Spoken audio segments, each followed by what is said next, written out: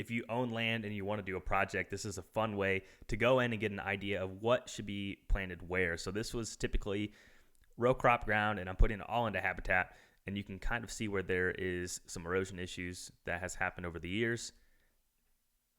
So we're going to click through all here and just get a really good idea of what it's looked like historically. And then what we're going to do is click the soils. So we're here in Illinois, so the PI.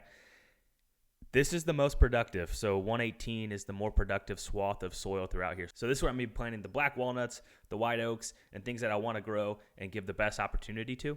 And then I'm planting a lot of different types of species that are a little bit more adaptable to various soils. And so if you recall, through here is where we had some erosion. So I'm going to be planting different types of plants that will have hopefully good roots to stop any further erosion. I'm going to plant the trees that I want to grow as fast as possible in the really highly productive soil relative to the field.